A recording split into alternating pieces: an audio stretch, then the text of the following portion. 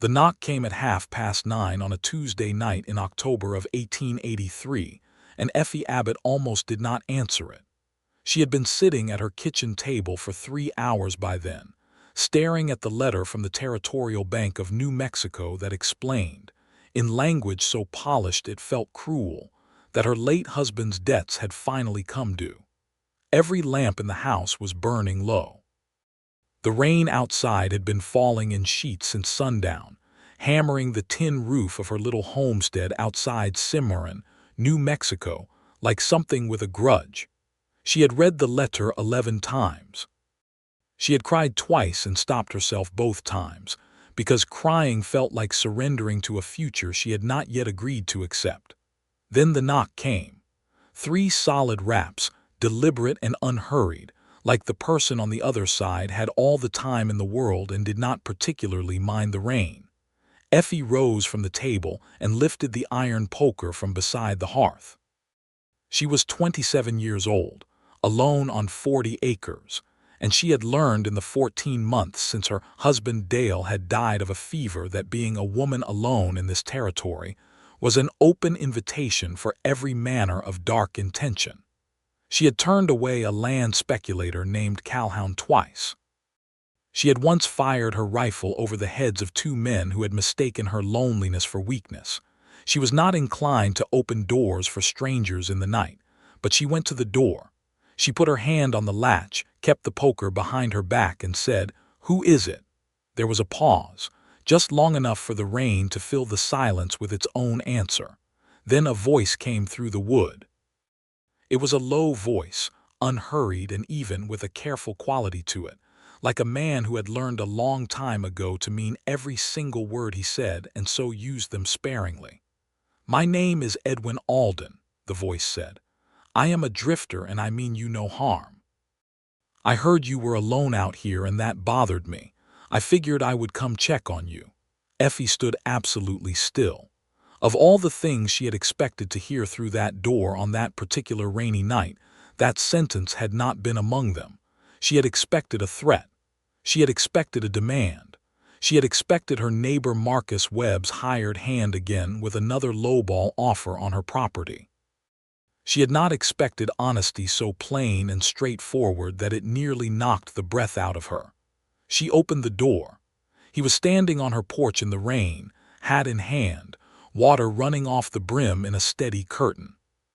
He was tall, somewhere around 30, with dark hair plastered flat against his forehead and gray eyes that caught the lamplight from inside and held it without flinching. His coat was soaked through. His boots were caked in red mud to the ankle. He was not holding a weapon. His hands were visible and empty, held slightly out from his sides in the universal gesture of a man saying, "I am not what you should be afraid of." He looked at the poker she still held behind her back. He looked at her face. He did not say anything about either. "You are soaking wet," Effie said. "Yes, ma'am," Edwin Alden agreed. She held the door open wider. "You had better come in then." It was the decision that changed everything. She would think about it later, lying awake in the small hours of more than one night, and she would try to identify the exact mechanism of it, the precise internal logic that had made her step aside and let a stranger into her house during a rainstorm with a bank letter on her table and a poker in her hand. She never could reduce it to a single reason. It was the plainness of what he had said. It was the way he held his hands. It was something in the set of his jaw that was not aggression, but was not passivity either. It was simply the look of a man telling the truth. And Effie Abbott, who had been lied to in layered and sophisticated ways by her late husband for 6 years, recognized the truth on a person's face the way a recovered drowning victim recognizes air. She let him in. He stepped inside and stood dripping on her floorboards with the dignity of a man who understood that he was an inconvenience and intended to be as little of one as possible. He set his hat on the peg by the door without being asked. He did not look around the room with the appraising, cataloging stare of a man inventorying what could be taken. He simply stood and waited. "I will get you a towel," Effie said. "Thank you," he said. "I am sorry for the hour. Sit down." He sat at the kitchen table, and Effie noticed with a small, complicated feeling that he sat with his back to the wall and his eyes toward the door, which was what a careful man did, a man who had survived things by paying attention. She brought him a towel and then, because there was nothing else to do, and because the banker's letter was still on the table between them and she had no interest in explaining it to a stranger, she folded it and put it in her apron pocket and set a pot of coffee on the stove. "How did you hear about me?" she asked. "Fellow in town, at the hardware store." He dried his face and hands with the methodical efficiency of someone accustomed to making do. "I was buying supplies."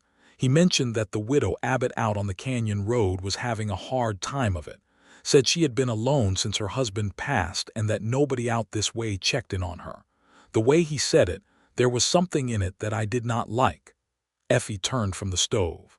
"What do you mean, something you did not like?" Edwin Alden folded the towel neatly across his knee and looked at her directly. "He said it like it was an opportunity," he said. "Like your being alone was a door someone had left unlocked." The kitchen went very quiet except for the rain and the slow build of the coffee. Effie Abbott had lived in Cimarron, New Mexico Territory, since 1877, when she had come west from Missouri at 21 years old as the new wife of Dale Abbott, who had described himself as a cattle rancher, and had turned out to be, in practice, a man of tremendous ambitions and very poor follow-through. Dale had been charming in the specific way that certain kinds of men are charming, all surface warmth and promises, and Effie had been young enough and lonesome enough in her own way to mistake that warmth for something solid beneath it. She had learned otherwise, slowly and then all at once. Dale had not been cruel. She wanted to be fair about that even now, even with the bank letter folded in her pocket. He had not been a violent man or a mean one. He had simply been a man who could not be trusted to be honest about money, about debt, about his own capabilities, about the quiet accumulating wreckage of his business decisions. He had borrowed against the land.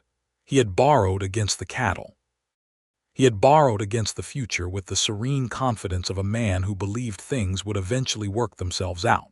And when the fever took him in August of 1882, the things he had left behind him were not assets but a very carefully arranged structure of debts that it had taken Effie a full year to begin to understand.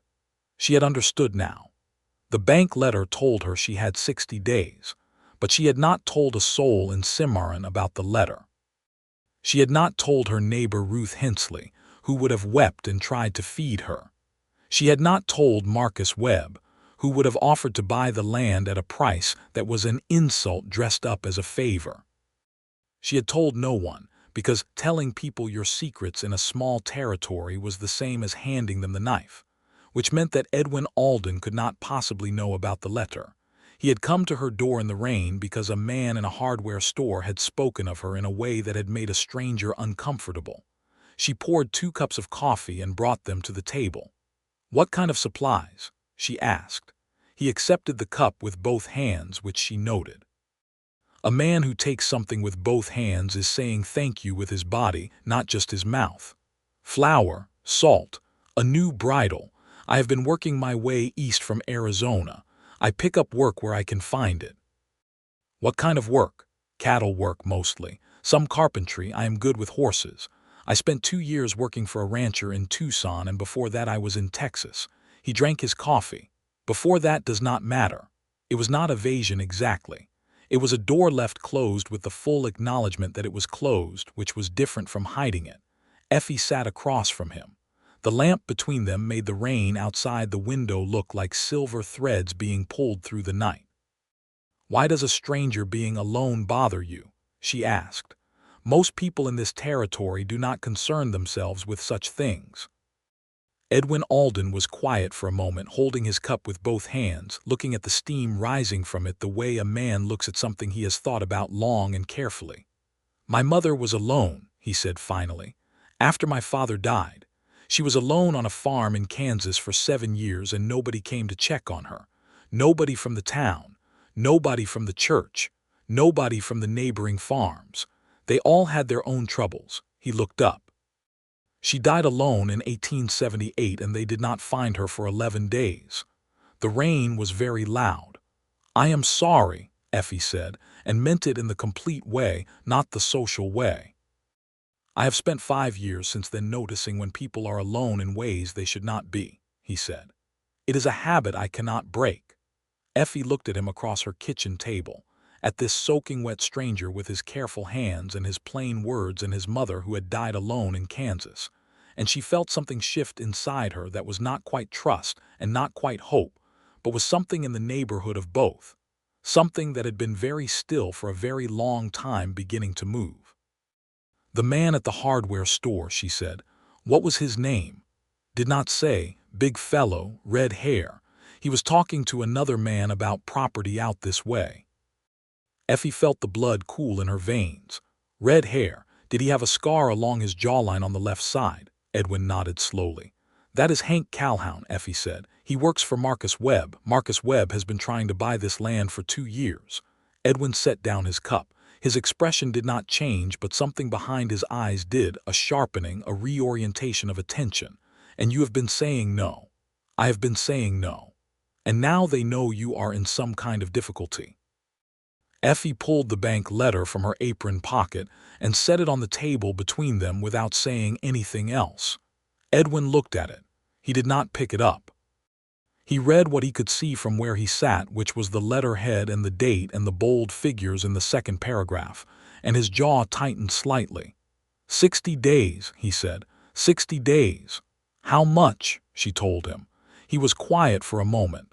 Then he said, "That is a lot of debt for a cattle operation this size." "My husband was creative in his financial arrangements," Effie said, and there was a dryness in her voice that she had not planned, a kind of dark humor she had not known she possessed until she found herself needing it to survive.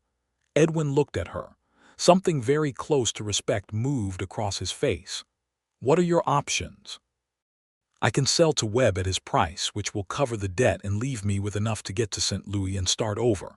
Or I can find another buyer who will pay fair value, which I have not managed to do in 14 months of trying. Or I can find some other way to raise enough money to pay the bank and keep the land." She looked at him steadily. "I have been working on the third option. It has not been going well."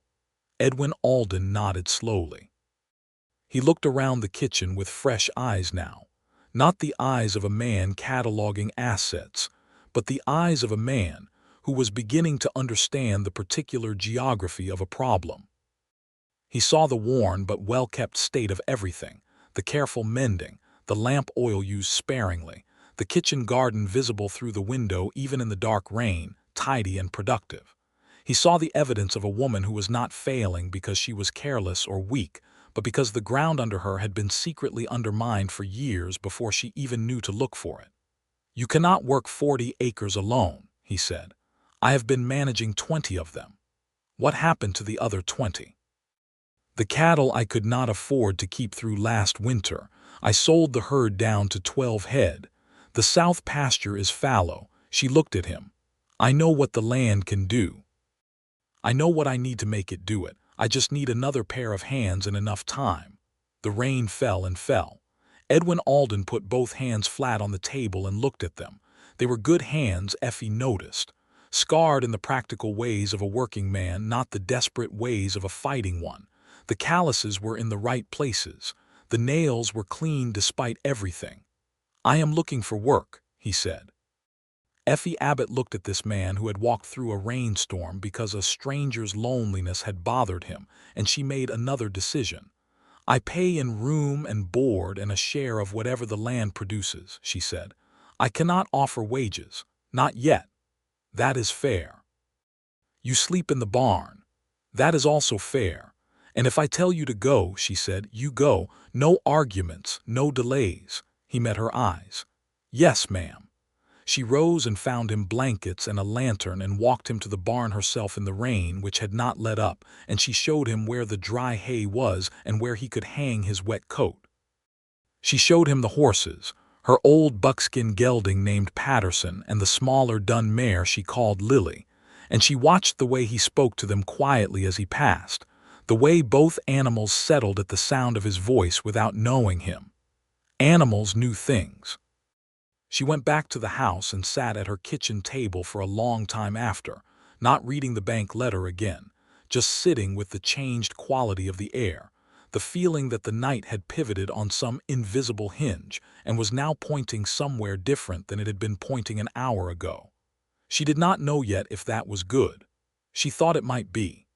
Edwin Alden was up before she was the next morning. By the time Effie came out of the house in the gray pre-dawn with a shawl around her shoulders and mud already on her boots, he had already fed the horses and mucked the stalls and was standing at the fence of the south pasture with his arms folded on the top rail, looking at the fallow ground the way a man looks at something he is already planning. He heard her coming and turned. Morning. Morning. She handed him a cup of coffee she had carried out from the house because it had seemed like the right thing to do. What are you looking at?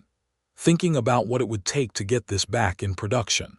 He took the coffee with both hands again and looked back at the pasture. The soil does not look depleted, just resting. You could run some cattle on it, maybe 8 to 10 head on top of what you have, and put the north quarter under winter wheat. By spring you would have something to sell. I know what I could do with it, Effie said. The question is doing it. Right, he drank his coffee. You have tools. In the barn, not everything, but most. Fencing wire, a half spool. I will need more and seed. And you are going to need to add to the herd before winter if you want the grazing numbers to make sense. Effie looked at him sideways. He was speaking practically, without enthusiasm or salesmanship, just laying out the landscape of the work the way a man who has done that kind of work understands it. That all costs money I do not have, she said. I know, he looked at her. Is there anything else on this land you could sell? Not the land itself, something on it. She thought about it. There is timber on the north slope. I have not had the equipment or the help to cut it. Timber sells. I know timber sells. A sawmill in Cimarron would buy it green, probably. It would be heavy work. I am not afraid of heavy work. He looked at her, and there was something in his expression that was not quite a smile but was first cousin to one. No, he said, I can see that. They stood together in the early light with their coffee, looking at the fallow pasture and the distant north slope where the timber stood dark and straight against the pale sky. And Effie Abbott felt something she had not felt in a very long time, the particular sensation of not being the only person in the room with the problem, of the weight being distributed across more than one pair of shoulders. It was a feeling she had to be careful with. She knew that. She had learned caution the way you learn it after you have paid for naivety with several years of your life. But she let herself feel it just for a moment, standing in the early morning beside this quiet stranger who had driven through the rain because solitude bothered him. The days that followed established themselves into a rhythm that Effie had not expected to fall into so quickly, but found herself grateful for. Edwin Alden worked with a focused, unhurried efficiency that reminded her of the way good rivers moved, not fast exactly, but always going somewhere, always making progress. He repaired 3 sections of the north fence that had been failing since spring. He cleaned out the root cellar, which had a drainage problem she had been meaning to address since July. He looked at the roof of the barn, found 2 weak spots, and had them patched within a day using materials he fashioned from what was already on the property. He did not talk a great deal, but when he talked, he said things worth listening to. In the evenings, Effie would call him in for supper, which they ate at the kitchen table across from each other with the lamp between them. She was a good cook, practical and unpretentious, the kind of cooking that was about nourishment and honesty rather than performance. She made biscuits and beans and whatever the kitchen garden was producing that week, which in October meant the last of the squash and the dried corn she had put up in September. He ate everything with the appreciation of a man who had been hungry before and understood that a full plate was not a given. They talked at supper. Carefully, at first, the way 2 people talk when they are still deciding what they can trust each other with. They talked about the land, about the weather, about the cattle market and the timber prices and the railroad schedule through Cimarron, which had changed twice in the past year. They talked about practical things because practical things were safe, and because they were both, for their own reasons, people who had been burned by the impractical. But slowly, evening by evening, the conversation found its way to other places. She told him about Missouri, about growing up the daughter of a schoolteacher in a town that was too small for everything she thought she felt. She told him about marrying Dale Abbott at 21, not with bitterness, but with the careful honesty of a woman who has made her peace with her own choices, without pretending they were wiser than they were. She told him about the first years in New Mexico, which had been genuinely good years in some ways, when the cattle were doing well and Dale's optimism had been an asset rather than a liability, when the land had felt like a beginning rather than a trap. Edwin listened the way he did everything, with his full attention, not filling in her silences with his own voice but letting her find the words at her own pace. In return, he told her things. Not everything, not all at once, but things. He told her about Texas, where he had grown up on a small ranch near Abilene, the third of 4 children of a man who worked hard and a woman who worked harder. He told her about the cattle drives he had worked in his early 20s, trailing longhorns north to the Kansas railheads in the last years of the big drives before the railroads and the fences had changed everything. He told her about the years in Tucson, working for a rancher named Beaumont, which had been good work and good wages but an empty life in the specific way that a life without roots eventually becomes empty. He did not tell her about the years before Texas. He had said that did not matter, and she did not push. She understood about the things that did not need to be laid out on the table. What he did not tell her, what he was still carrying around the edges of like a sore tooth he kept his tongue away from, was the reason he had left Tucson 6 months ago and started drifting east. It was a simple reason, really. It was loneliness of a specific kind, the loneliness of a man who had been capable and reliable and present for everyone else's life for years, and had looked up one morning in Tucson and realized that no one had ever come to check on him. That his life was organized around usefulness to others and had somehow failed to accumulate anything for itself. He had packed his saddlebags and ridden out of Tucson on a gray morning in April, and had been moving east ever since, not running away from anything but not exactly moving toward anything either, in the way of a man who has decided to let the destination find him for once instead of the other way around. He had stopped in Cimarron for bridle and salt, and a man with red hair and a scar on his jaw had said something in the hardware store that had made the hair on Edwin's arm stand up, and he had gone out into the rain. He had not thought further than that. He had simply gone.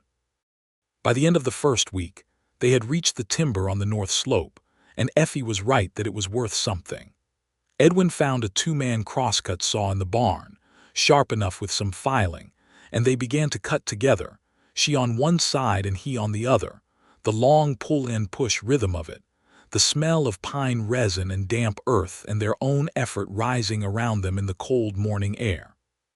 It was the kind of work that strips pretense away entirely because you are too busy breathing to perform anything. You are just there, real and present, doing the thing. Effie Abbott had strong hands and she did not pretend she did not. And there was something about working alongside someone else that she had forgotten she missed, the particular satisfaction of effort shared, of progress made visible in the growing stack of logs at the bottom of the slope. On the 8th day, they drove the first load of timber into Cimarron in Effie's wagon. The sawmill manager, a blunt man named Gerber, looked over the logs and made an offer that was decent but not generous. Edwin said quietly and without aggression, "That is about 60% of what the lumber yard in Springer is paying." Gerber looked at him. "Springer is 40 miles. "It is," Edwin agreed. "It is also where Mrs. Abbott will take her next load if this price does not improve." Gerber improved the price by 20%. Effie kept her expression level until they were back on the wagon seat and out of earshot of the mill, and then she looked at Edwin and felt something warm and bright move through her chest that she was not yet ready to name. "You did not have to do that," she said. "You knew the price was too low," he said. "I did. So did he." "Yes." Then it needed saying. He clicked to the horse. "You should not have to fight for every fair price alone, Effie." It was the first time he had used her given name. He seemed to realize it half a second after she did, and there was a moment of charged awareness between them, brief as a door opening and closing, before they both looked back at the road ahead. But her name in his mouth stayed with her through the whole drive home. The second week brought two things: a cold snap that coated the mornings with frost and an unwanted visitor. Marcus Webb himself came to the property on a Thursday afternoon, riding a bay horse that cost more than most men in the territory earned in a year, accompanied by Hank Calhoun on a gray. Webb was a man of 55 or so, with a broad, well-fed face and the manner of someone who had spent so many years buying things that he had forgotten there were things that could not be bought. He was not unpleasant exactly. He was simply incapable of imagining that Effie Abbott might have priorities that were not, at the bottom of everything, about money. Edwin was splitting wood at the side of the house when they rode up. He set down the axe and stood. He did not move toward them or away. He simply stood. Webb looked at him with the particular attention of a man encountering an unexpected variable. "Who are you?" he said. "Edwin Alden. I work here." Webb looked at Effie, who had come out of the house at the sound of hooves. "Mrs. Abbott," he said, tipping his hat with practiced courtesy. "I heard you had taken on a hired man.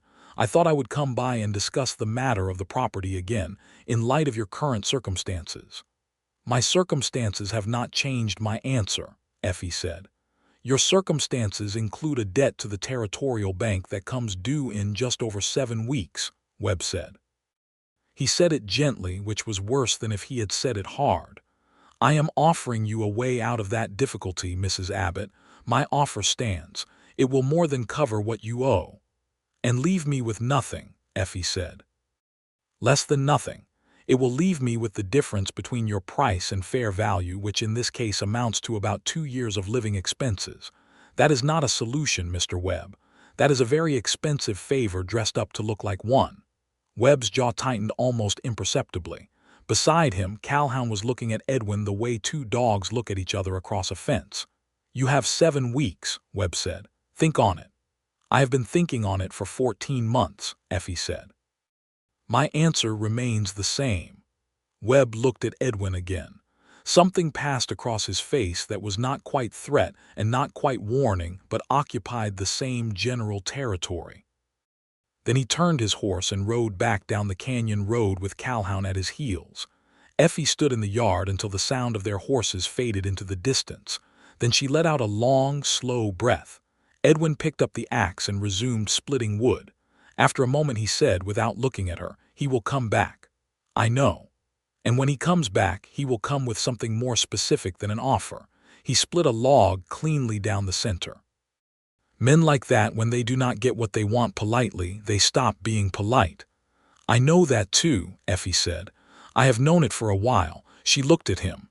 "That is why I keep a loaded rifle by the door." He looked back at her over the split log, and that almost smile was there again, and this time it was a little closer to an actual smile. "Good," he said. She found herself smiling back before she had decided to. They made 2 more timber runs to Cimarron in the weeks that followed, and the money that came in from them went straight to a letter of intent Effie sent to the bank asking for a 90-day extension. She was frank in the letter about the timber sales and about what she believed the land could produce in the following season with proper labor.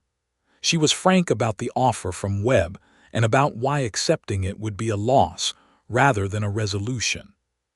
The bank wrote back in 11 days. They granted 60 additional days on top of the original 60, contingent on a substantial payment by the original deadline and a demonstrated ongoing plan for the full repayment. The terms were not generous, but they were not a refusal. Effie read the letter at the kitchen table with Edwin sitting across from her, waiting for her face to tell him what it said. When she looked up, there were tears in her eyes, which surprised her. She was not a woman who cried often or easily, and these were not tears of sadness.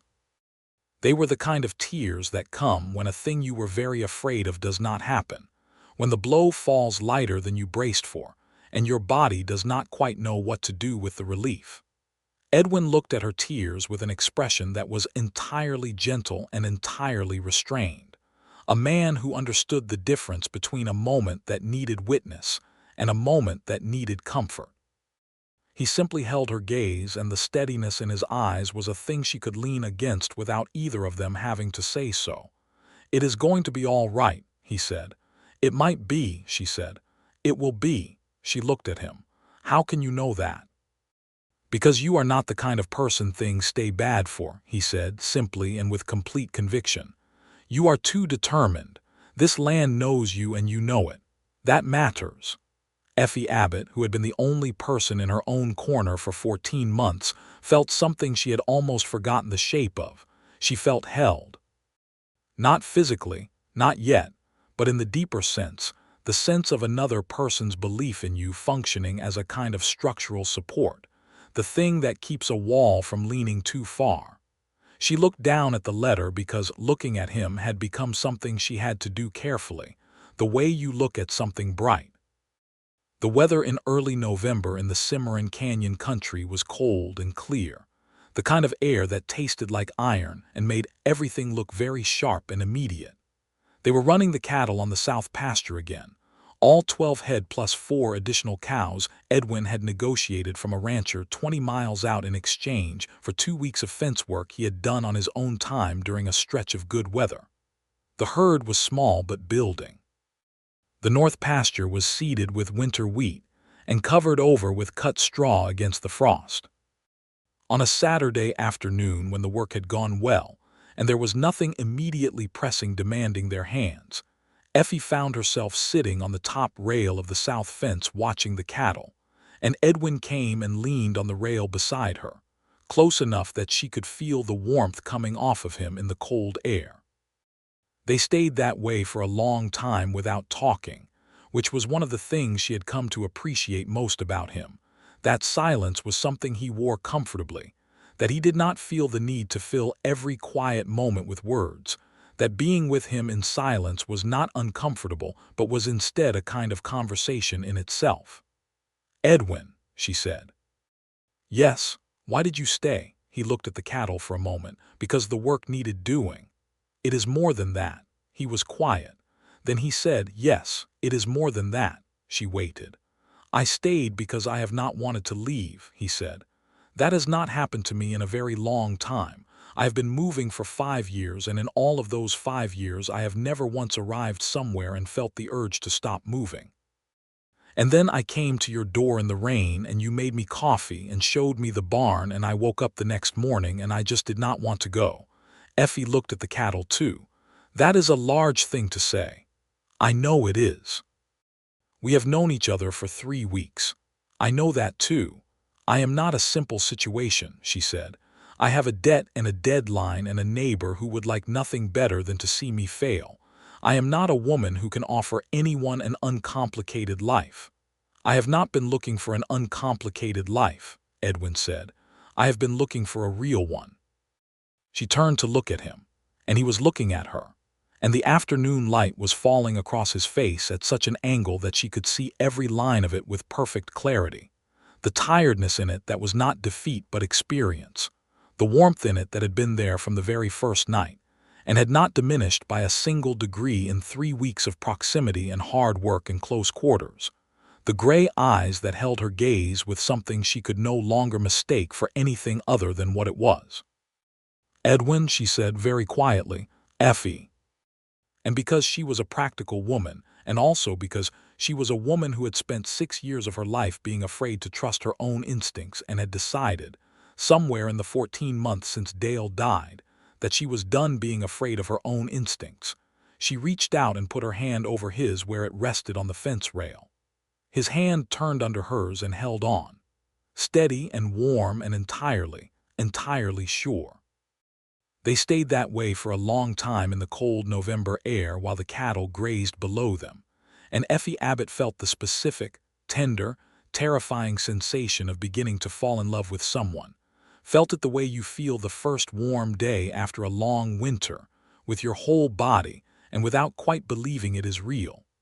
That night at supper, Something had shifted between them in a way that was not uncomfortable but was charged, like the air before a thunderstorm. They were both aware of the hand on the fence rail, of what it had meant, of the conversation they had not finished having. The lamp between them cast its familiar light, but the familiar had been altered. Edwin helped her clear the plates, which he had started doing in the second week without being asked, simply because two people make more mess than one and the logic of it was obvious. While she washed and he dried, she said, "Tell me about before Texas." He was quiet for a moment, drying a plate with careful circles. She did not look at him, just kept her hands in the warm water. "There was a woman," he said finally, "in Kansas. Her name was Clara. We were going to be married." Effie kept washing. "She died," he said. "Influenza, the winter of 1876. She was 23 years old." He set the dry plate down carefully. "After that, I could not stay in Kansas. My mother was still alive then, but I could not stay. I went to Texas." He paused. "I have regretted leaving my mother every single day since she died." "You could not have known," Effie said. "No, but I could have stayed closer." He picked up another plate. "I keep moving because staying has always felt like grief. Like every place I stop is just another place I am going to have to leave eventually." He looked at her profile. "Until now." She turned to look at him. His face in the lamplight was completely open, which was a rare and brave thing in a man, the willingness to be seen without armor. "Clara," she said gently, "do you still carry her?" "I carry her the way you carry someone you loved who was taken too soon," he said. "She is part of who I am. She is not an obstacle to anything else." He looked at her steadily. "She would have liked you, I think. She was also a woman who did not have any patience for nonsense." Effie laughed, quietly and with complete surprise, and the laugh broke something open in the room, some last remaining tension, and Edwin smiled at the sound of it, a real full smile she had not seen before, and it rearranged his whole face into something she wanted to look at for a very long time. "I loved my husband," she said, "because it was fair to say. In my way. He was not a bad man. He was just not an honest one. And I think I have been angry about that for a long time without fully letting myself be angry because he is dead, and it seemed wrong to be angry at someone who is dead." "It is not wrong," Edwin said. "No, I have been deciding that." She turned back to the basin. "Dale Abbott was charming and handsome, and he made me feel chosen, which at 21 was a very powerful feeling. And he was funny and he was kind in his way, and I do not regret all of it. But I married a man because he made me feel good about myself rather than because he was good himself. And those are different things. And I did not understand the difference at 21. "Do you understand it now?" She looked at him. "Yes," she said. "I understand it now." They finished the washing in a new kind of quiet, one that was warmer than any they had inhabited before, and when the kitchen was done, Edwin said good night and went to the barn as he always did, because he was a careful and decent man and she was a woman whose reputation in this small territory mattered to her practical survival. But at the door he paused and looked back at her. "Effie," he said. "Yes." "I think you are remarkable," he said. "In case you did not know, in case nobody has said so lately." He went out into the cold dark before she had to answer, which was merciful, because her throat had done something complicated, and she was not sure words would have come out right. She stood in her kitchen for a long time after, one hand on the table, feeling remarkable in a way she had not felt in so long. She had almost stopped believing the feeling existed. November deepened toward its end, and the days grew short, and the mornings grew brutal with cold, and the work continued with its own relentless logic.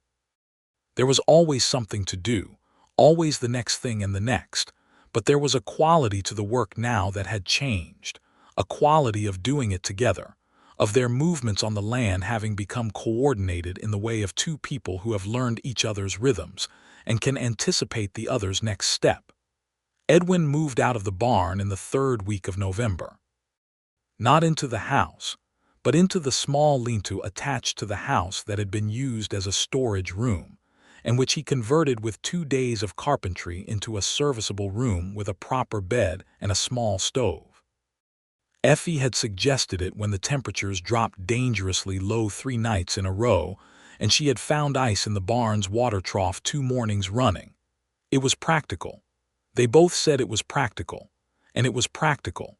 It was also the acknowledgement that he was not going anywhere, not a temporary presence but a settled one, and neither of them spoke directly about that, but both of them felt it.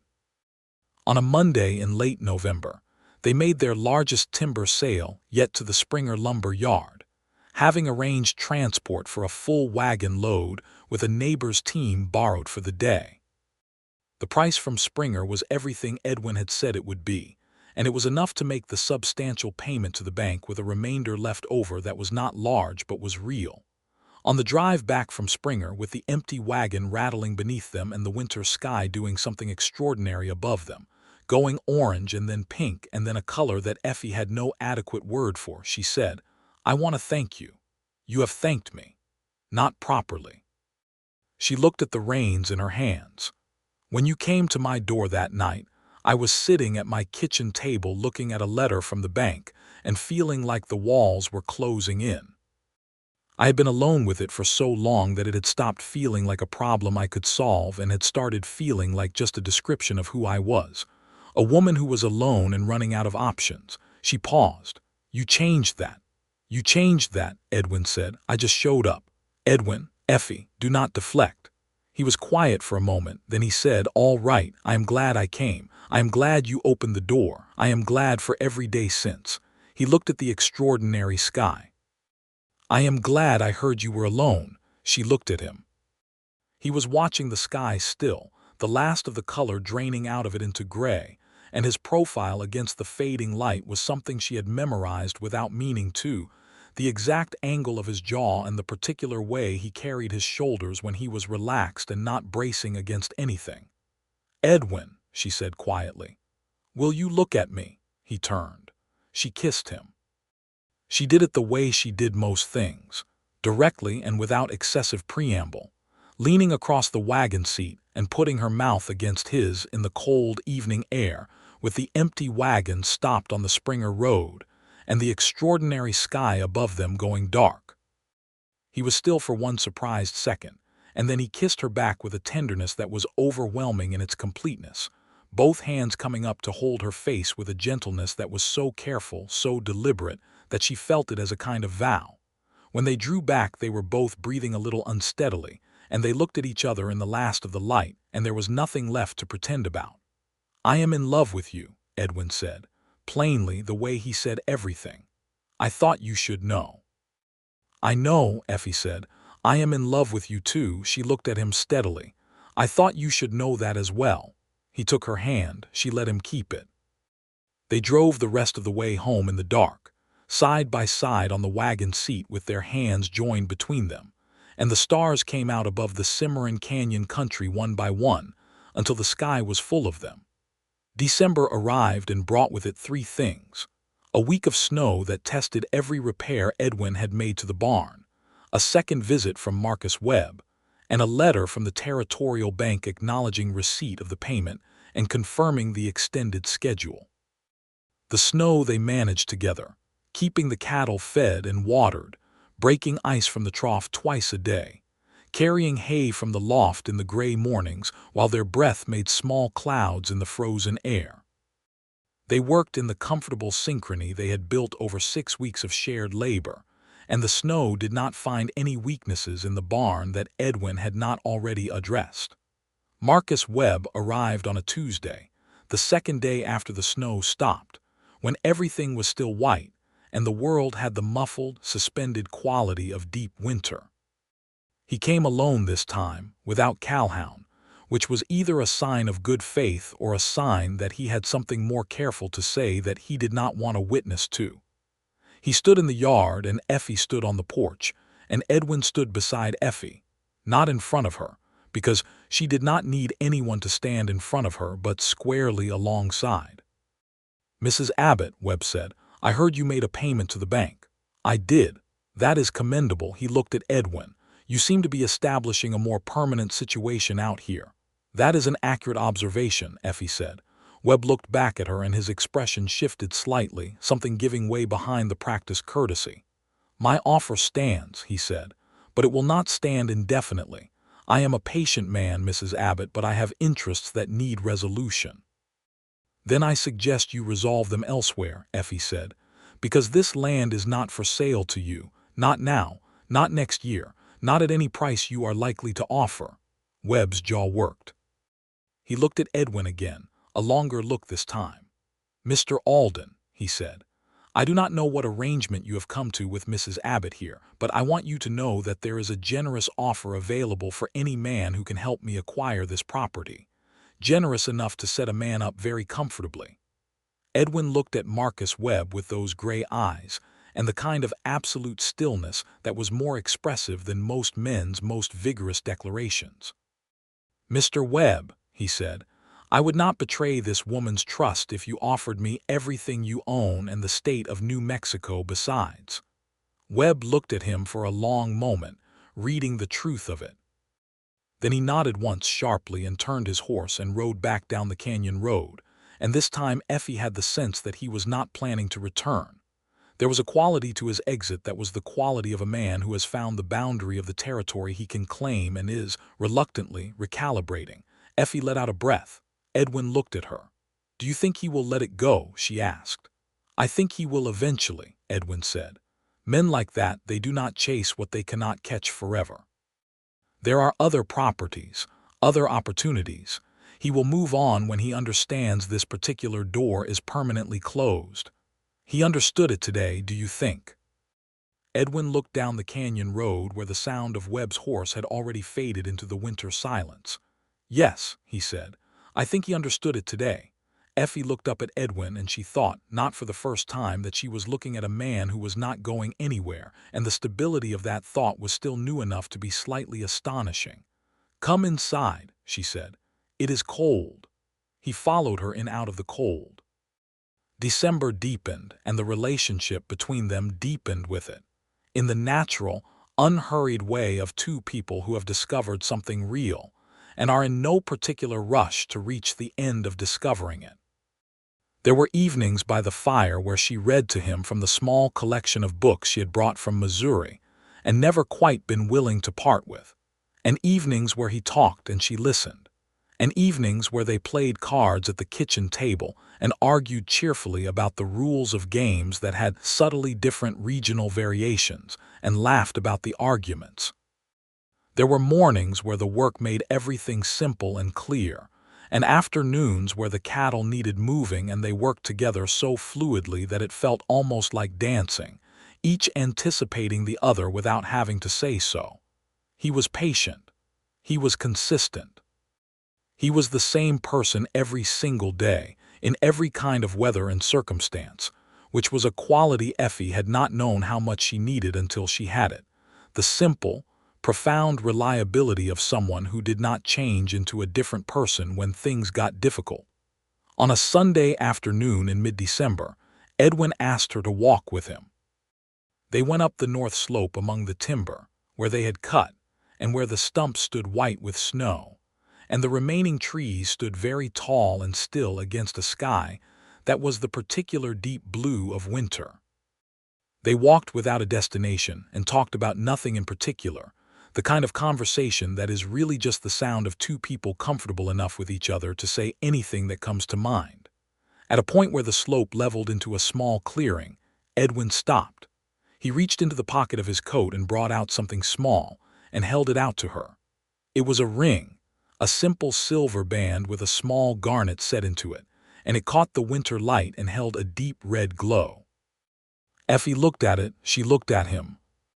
He was not kneeling because he was not a theatrical man, but he was looking at her with an expression that contained everything, all of the 6 weeks, all of the evenings and the mornings and the work and the conversation and the hand on the fence rail and the drive home from Springer and every small, accumulating truth between them.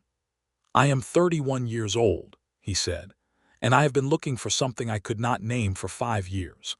I believe I have found it. I believe it is you and this land and this life." He looked at the ring in his palm. "I understand it is fast. I understand there are practical matters still to resolve. I understand I am a man without land of my own or savings of any particular significance, but I am a man who will work every day for the rest of my life for the things that matter to him, and you matter to me more than anything I have ever encountered." He looked up at her.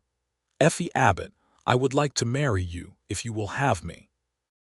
Effie Abbott stood in the clearing on the north slope of her property in the snow and the winter light, and looked at Edwin Alden and thought about loneliness, about the specific kind of loneliness that is not the absence of people, but the absence of the right person, the kind that can exist inside a full house and a full life and a perfectly decent marriage. She thought about the rainy night when she had almost not answered the door. She thought about the way he held a coffee cup with both hands and the way he spoke to horses and the way he had looked when he talked about his mother who had died alone in Kansas and the way he had said, "I would not betray this woman's trust if you offered me everything you own." She took the ring from his hand. "Yes," she said, "I will have you. I want to have you." She looked at the ring and then at him. "And for the record, the practical matters will be resolved. I am quite sure of that now."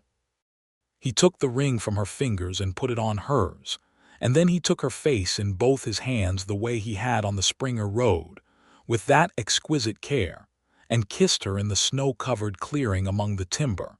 And it was the best kiss of her life because it was the one that meant forever.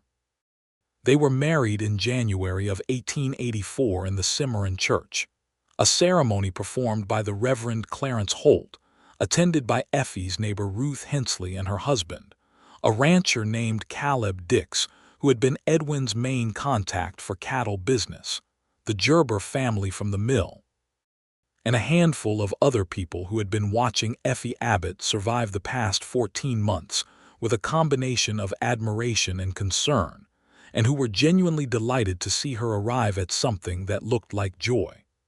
Ruth Hensley cried throughout the ceremony and claimed she was not crying, and everyone was too fond of her to point out the evidence.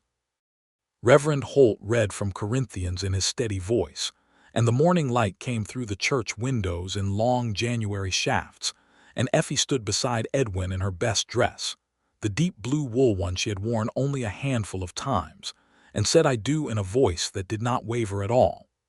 Edwin said "I do" looking at her with those steady gray eyes, and she believed him completely, which was a feeling she had not expected to have about anything a man said to her for quite some time. After the ceremony there was a meal at the Hensley house, which Ruth had organized with tremendous enthusiasm, and at least 40% more food than was strictly necessary, and people toasted them with cider and talked and laughed in the warm rooms. And at some point in the afternoon, Edwin found Effie's hand under the table and held it, and she thought that the particular texture of happiness was something you could only recognize in the middle of it, not before and not after. Only right there in the thick of it. They drove home in the afternoon, the two of them alone in the wagon again, the Cimarron Canyon country spread around them in its winter splendor, the canyon walls russet and cream above the snow, the sky that clear, impossible blue. "Mrs. Alden," Edwin said, testing the sound of it. "Mr. Alden," Effie said, testing the sound of that. They looked at each other, and then they looked at the road ahead, at the homestead waiting for them in the distance, the barn and the house and the south pasture with its cattle and the north slope with its timber and the north field under its blanket of snow and waiting, beneath the surface of the cold, to become winter wheat. Home, Effie thought. This is what it feels like when a place is actually home. The winter passed. The spring came. The winter wheat emerged in March, green and astonishing, the color of it against the brown earth like a statement of intent. Edwin walked the rows of it in the mornings with his hat in his hands, looking at it the way you look at something you made with your own effort that has come back to prove the effort worthwhile. Effie watched him from the fence and felt the specific, layered happiness of a woman who has survived a dark season and come out the other side not diminished, but enlarged. The final payment to the Territorial Bank was made in full in April of 1884, 3 weeks before the extended deadline. Effie composed the accompanying letter herself, formal and complete, and sent it with the bank draft from Cimarron on a Thursday morning. The bank's acknowledgment came back 12 days later, a brief and businesslike document confirming that the debt was discharged and the land was clear of all claims. Effie read the letter alone at the kitchen table the morning it arrived, with Edwin out in the south pasture. She held it in both hands and read it twice, and then she put it down and sat quietly for a while, not crying, because she was done crying over the wreckage of what Dale Abbott had left her, and not triumphant exactly, because the feeling was larger and quieter than triumph. She was free. The land was hers. She had taken the thing that was trying to swallow her, and she had refused to be swallowed. And she had done it with hard work and timber and fair prices, and a man who had shown up at her door in the rain. She went out to find her husband. He was where she expected him to be, checking the fence line on the south pasture, moving along it with the methodical attention that was so characteristic of him, never rushing, never skipping a step. She walked out to him across the field, the spring grass young and soft under her boots, the canyon walls warm in the April light. He saw her coming and stopped and waited, reading her face. She held the letter out. He took it and read it. He looked up. "Clear," he said. "Clear," she said. He looked at her for a moment with everything in his eyes, all of it, the rainy night and the coffee and the barn and the timber and the fence rail and the Springer Road and the clearing in the snow and the January morning in the church and all the mornings and evenings since. Then he came to her and put his arms around her, and she put her face against his chest, and they stood together in the spring field with the south pasture all around them, and the canyon walls and the sky and the free, clear, unburdened land, and it was enough. It was exactly enough. Summer of 1884 was generous. The winter wheat came in strong and sold well. The timber operation continued through the summer on a reduced but steady schedule. The cattle herd grew to 23 head, a number that made the south pasture hum with activity in the mornings. Edwin bought 2 more horses at a Springer auction, a young sorrel gelding he was breaking for working cattle and a stout gray draft horse for the heavy hauling. They fixed the east wall of the house, which had been slowly settling for 2 years and needed new foundation work. They put in a kitchen garden that was twice the size of the one Effie had managed alone, because 2 pairs of hands in the spring made it possible, and through the summer it produced more than they could eat. So they sold the surplus at the Cimarron market on Saturdays. On Saturdays they would drive in together with the wagon loaded, and Effie would sit behind the market table and sell vegetables, and the occasional round of cheese from the milk cow Edwin had acquired from a homesteader moving on in June.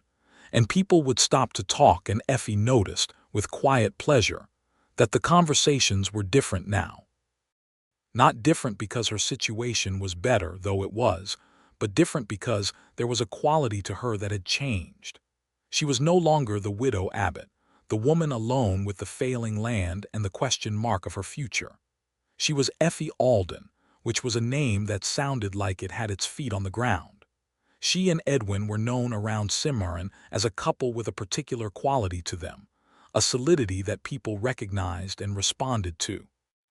They were the couple that neighbors came to with fence disputes, because Edwin would listen to both sides with complete fairness. They were the couple whose kitchen table seemed to acquire people who needed a meal and a conversation without anyone quite knowing how it happened. Ruth Hensley said once that their home had a feeling to it that she could not define precisely, but that made her not want to leave when she visited. Effie knew what the feeling was. It was the feeling of a place where 2 people had chosen each other deliberately, with full knowledge of the cost and the stakes, and had not stopped choosing since. In late August, Effie began to suspect she was pregnant.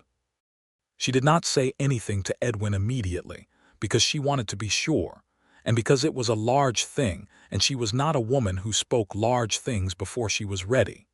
She sat with it for 2 weeks, feeling the changes in her body with a combination of wonder and terror, the wonder being biological and absolute, the terror being the reasonable response of a woman who understood how much could go wrong. On a Sunday evening in September, she told him. Edwin was sitting at the kitchen table with a cup of coffee and the almanac he consulted about planting schedules, and she sat down across from him and waited for him to look up, and when he did she said, "I believe we are going to have a child." The almanac was forgotten immediately and entirely. Edwin looked at her with an expression she had not seen on his face before, something very large and very unguarded, something that made him look younger and also somehow more completely himself than she had ever seen him. "Are you sure?" he said. "Fairly sure. I will know more certainly in another few weeks, but yes, I am fairly sure." He reached across the table and took both her hands in his. His grip was warm and sure, and she could feel a slight tremor in it that had nothing to do with weakness and everything to do with feeling. "How do you feel?" he asked. "Frightened," she said honestly, "and extraordinarily happy, both at once, in approximately equal measure." "That seems right," he said. "That seems about right." He looked at her hands in his. "You will not be alone with it," he said, looking up. "Whatever happens, whatever it looks like, you will not be alone with any of it." She knew he meant more than logistics. He meant the fear as well. He meant he would sit with her in the frightened part of it as readily as in the happy part. She knew that because she knew him, because 6 months of building a life together had given her the kind of knowledge of a person that could not be faked or rushed, the knowledge that is accumulated through every small, ordinary moment and holds in crisis the way it holds nowhere else. "I know," she said. "I know I will not." The autumn that followed had a golden quality to it. October 1884, warm and clear and slow. The canyon country doing its autumnal work of turning everything amber and deep red and rust. The same colors as the year before, but seen now from a completely different position. Effie's pregnancy progressed steadily, and she was not particularly sick in the way some women were, though she was tired in the deep cellular way of early pregnancy, and Edwin absorbed the heavier shares of the work without discussion or ceremony, simply redistributing the tasks with the calm practicality that was fundamental to who he was. He also built things. He built a cradle in the evenings, in the lean-to room that was now properly their study and workroom, working at it with the careful patience he brought to all carpentry. The wood a pale pine from their own north slope, sanded to softness and joined with dovetail corners. He built it without being asked and without making a production of it, and when it was finished, he carried it into the house and set it by the fireplace in the main room and looked at it with an expression that was entirely private and that Effie, who saw it from the doorway, did not interrupt. He was building towards something. They both were. The work of the land, which had been about survival and then about recovery and then about establishing, was now taking on a new quality, the quality of building for more than themselves, of making something that would last past their own immediate needs. Effie said so one evening, and Edwin nodded, unsurprised. "I have been thinking about that," he said, "what we are building here. And I think we are building a real thing," he said, "not just a homestead, a place." He looked around the kitchen, which was warm and well lit and had accumulated the particular settled look of a space that is genuinely inhabited, the bunches of dried herbs, the good cast iron, the books on the shelf, the 2 coffee cups always on the same hooks. A place that will be here after us. "That is what land is," Effie said. "Yes," he said, "that is exactly what land is." They talked that night about the child, what they hoped for, what they feared. Edwin said he hoped for the child's health above everything else. He said he hoped for the chance to do for this child what his parents had done for him, which was to model work and honesty and care. He said he hoped the child would know the land, would grow up understanding that the land was not a backdrop, but a living thing that required partnership. Effie said she hoped the child would be curious. She said she hoped the child would love books the way she did, and would ask questions the way she had been told not to as a girl. She said, with a directness that made Edwin smile, that she hoped the child would understand from the very beginning that its parents had chosen each other on purpose and would go on choosing each other, so that the child would grow up knowing what love looked like when it was real and deliberate and built rather than merely felt. Edwin looked at her across the lamp and said, "That child will know it." She believed him. The winter of 1884 into 1885 was gentle compared to the previous year, which felt like a mercy, a concession from the territory to a woman who was pregnant through the coldest months. Edwin kept the house warm with a thoroughness that bordered on obsessive, and Effie let herself be warm without arguing about the wood supply, which she had been inclined to do, but restrained herself from doing because she recognized the warmth as love in its most practical form. Ruth Hensley came to visit often, which was welcome, and she and Effie sat at the kitchen table and talked in the way of women who have real things to say to each other, about the pregnancy and about the land, and about what it meant to build a life in this particular territory at this particular time. Ruth had come west in 1875 and had her own hard years before things had settled into something good, and she talked about those years with a frankness that Effie appreciated. "It is a hard place," Ruth said once. "This country, it is beautiful and it is hard and it does not make allowances." "No," Effie agreed. "But there is something about having built a life in a hard place," Ruth said, stirring her coffee. "Something about it that is different from lives built in easy places. You know the value of it in a way you cannot know otherwise."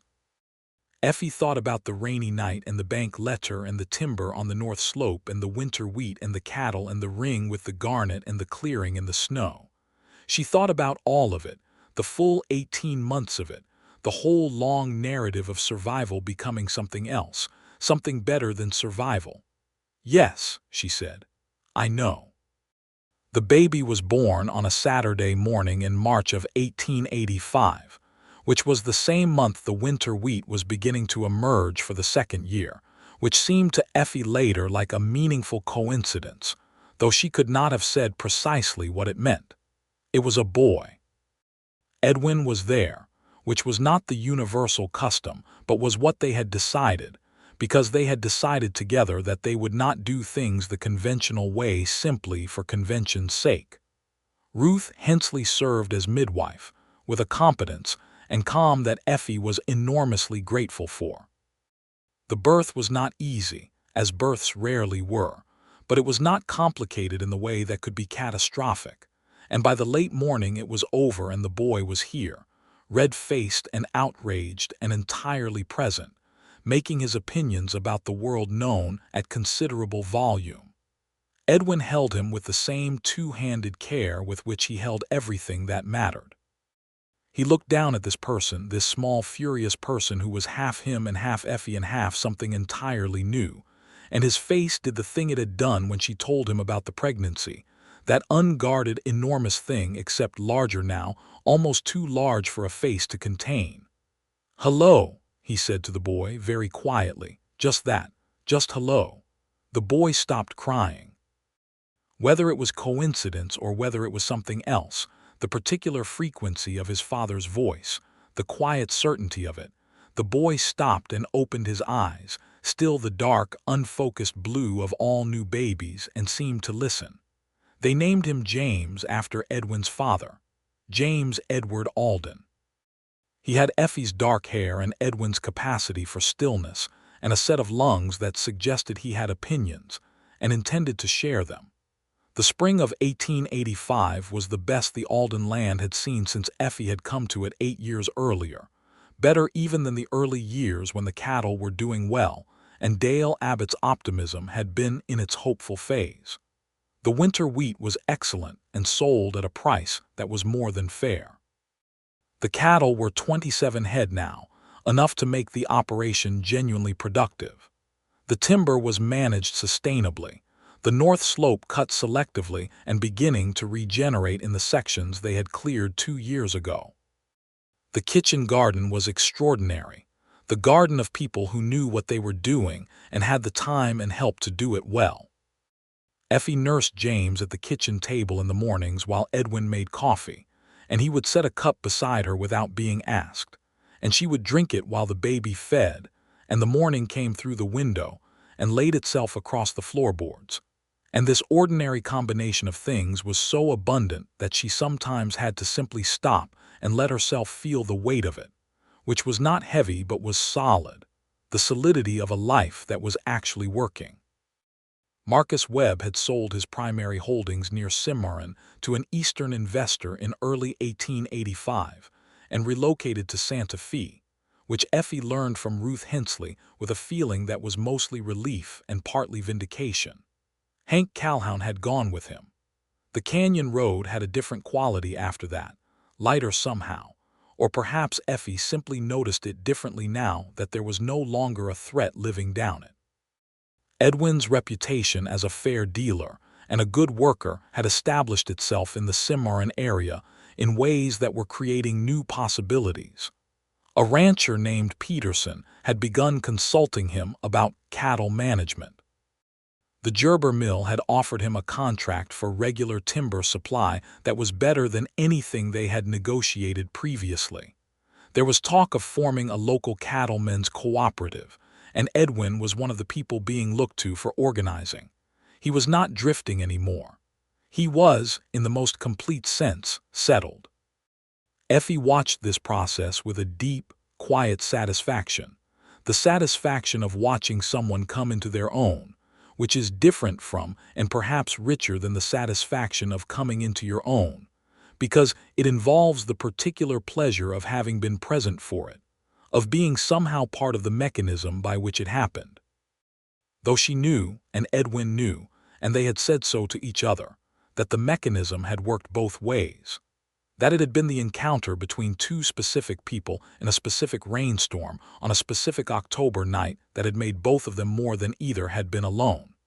In the fall of 1885, when James was 6 months old and sitting up on his own and attempting to grab everything within reach with both hands in the manner of his father, Effie found herself pregnant again. She told Edwin over supper, and he looked at her with the same enormous, unguarded expression, though this time it was mixed with a deeper familiarity, the settled happiness of a man who recognizes his life as the one he was supposed to have. "2," he said. "If all goes well," she said. "I think all will go well," he said, and he was not being glib about the uncertainty. He was being in the way that was simply how he was, grounded in hope without being blind to its conditions. "It might be a girl this time," Effie said. "It might be," Edwin agreed. "Would you mind that?" He looked at her with a slight expression of patient exasperation that was as close as he came to offended.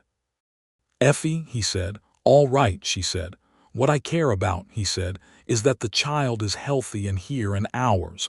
I thought I had made that clear." "You have made it clear," she said. "I was asking the other question." He looked at her for a moment, reading the real question, which was not about gender preference but about something more abstract, about whether he was the kind of man who would love a daughter as well as a son, whether the world he was building here had room for a girl to be everything she was. She saw him understand the real question. "When I was growing up," he said, "my mother did everything my father did and more, and was given credit for approximately half of it. I have been paying attention to what that looked like for a long time." He looked at James in his cradle by the fire. "Any child of mine is going to know they are capable of whatever they put themselves to. That includes the theoretical daughter." Effie looked at him across the lamp and thought, not for the first time and certainly not for the last, that she had made the single best decision of her life when she had opened a door on a rainy October night. The second child was a girl, born in June of 1886, at the beginning of the summer that made the canyon country look like paradise, all blue sky and green grass, and the cattle doing exactly what cattle were supposed to do. She was a serene baby, which was both its own distinct personality and a considerable contrast to her brother, who had been and remained a person of strong immediate opinions. Edwin held her the same way he had held James, with both hands, with that enormous unguarded expression. They named her Clara. He had not asked. She had suggested it and watched his face and seen what it did, the complicated, grateful, quietly moved thing it did, and she had known it was right. Clara Ruth Alden, the middle name for Ruth Hensley, who cried so comprehensively at the news of the name that she had to sit down. Clara slept peacefully in the pine cradle that Edwin had built in the lean-to room 2 years earlier, and looked around the world with dark eyes that seemed to be trying to understand everything at once. James, who was 15 months old and had recently learned to walk with a determined, forward-tilting urgency, regarded his sister with profound suspicion for approximately a week, and then decided she was acceptable. He would sometimes stand at the edge of the cradle and look at her with the serious assessment of a small person considering a large fact, and Edwin would stand nearby and watch them both. And the look on his face in those moments was something Effie wanted to keep forever, something she knew she would keep forever, in the way that certain images simply do not fade. The land in 1886 was fully what they had hoped it could be, back in those first difficult conversations at the kitchen table with the bank letter between them. The debt was 2 years in the past. The cattle were 31 head. The timber operation was sustainable and profitable. The winter wheat had been planted and harvested for the 3rd consecutive year, and was paying better than the first 2 years, as their relationship with the Springer buyers solidified into something regular and reliable. They had hired a man part-time through the summers, a quiet young Navajo man named Thomas who had shown up looking for work in the spring of 1886, the way Edwin himself had shown up looking for work 2 years before, and whom they had taken on because he was clearly capable and honest, and because the Alden homestead had a policy, established by temperament and maintained by conviction, of judging people by what they demonstrated rather than by what others said about them. Thomas stayed 3 summers and eventually went back to his family's land in the West, and they parted on good terms, which was how the Aldens parted with everyone, because they had built a life on the kind of fairness that makes good partings possible. In the evenings, when the children were asleep and the work was done and the house was quiet, Effie and Edwin would often sit together on the porch in the last of the light, or by the fire in winter, and talk or not talk as the evening required. Sometimes she would read, and he would work at some small repair or carving. Sometimes he would tell her about his day in the field, and she would tell him about the market or the letter from her sister in Missouri that had arrived, and they would exist together in that intimate, ordinary proximity that is the deepest form of love, the form that does not require extraordinary moments to sustain itself, but is present in every unexceptional one. She thought sometimes about what he had said that first night in her kitchen, the thing about his mother dying alone in Kansas and nobody coming to check on her. She thought about the habit he had described, of noticing when people were alone in ways they should not be. She thought about the man at the hardware store who had said something that had made the hair on Edwin's arm stand up, and about the rainy Tuesday night and the 3 deliberate knocks and the voice through the door. "I heard you were alone out here and that bothered me." She thought about how thin the margin was, how close she had come to not opening the door, how easily the whole thing could have not happened, this whole life, this land, this man, these children. She thought about the precise combination of circumstances that had brought a drifter from Tucson to a hardware store in Cimarron on the same day. A man with a scar on his jaw said something in the wrong tone about a woman alone on the canyon road. She thought about what the word fortune meant, not in the financial sense, but in the older sense, the sense of what the world hands you when it decides to hand you something. Edwin caught her looking at him one evening in this way, her expression thoughtful and a little distant, and he said, "Where are you?" "Thinking," she said. "About?" She looked at him, at the lamplight on his face and the gray eyes that had not changed at all from the first night when she had opened the door and seen them catch the light. "About the night you came to my door," she said. He was quiet for a moment. "Do you think about that often?" "Sometimes, do you?" "Yes," he said, "fairly often." He looked at the fire. "I think about standing on your porch in the rain with my hat in my hand, not knowing what I was going to find. Not knowing if you would open the door at all." "I almost did not," she said. "I know." He looked at her. "I could hear you on the other side of it, could hear you deciding." What would you have done if I had not opened it? He thought about it honestly, as he always did, not rushing to the comfortable answer. I would have stood there for a while, he said finally, in the rain, and then I probably would have gone and found somewhere to sleep and come back in the morning when the decision was easier to make. He paused. I was not going to let it go. I was not going to ride away and leave someone alone who should not be. Effie looked at him for a long moment, at this man who had been a stranger in a rainstorm and was now the entire architecture of her daily life, the person without whom nothing in the past 2 years would have looked anything like what it looked.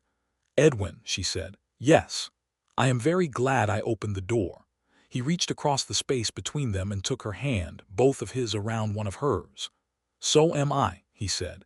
Every single day. So am I. The fire settled and the children were sleeping and the land was clear and theirs and real. And outside, the Cimarron Canyon country was doing what it had always done, being tremendous and indifferent and beautiful. The canyon walls standing in the dark under a sky so full of stars that it seemed extravagant. The kind of sky that makes you feel small in the specific, liberating way that reminds you that your smallness is not a problem but a fact, and that the territory of a single life, built with intention and care and the willingness to open the door when someone knocks, can be enormous despite it. James stirred in his room and settled back into sleep without waking. Clara was silent in her cradle, the sleep of an infant who has decided that the world is fundamentally safe, which she had decided because she had never known anything else, because she had been born into a house where safety was structural and not incidental, where it had been built deliberately and maintained with daily effort by two people who understood its value because they had both, at different times and in different ways, been without it. Effie squeezed Edwin's hands and he squeezed back. Outside the window, the canyon country held them all in its vast, impartial embrace, and the stars were enormous and the land was theirs, and the life they had built from a rainy night and a plain-spoken sentence was settled and solid and endlessly, remarkably alive. It was enough. It was so much more than enough. It was everything.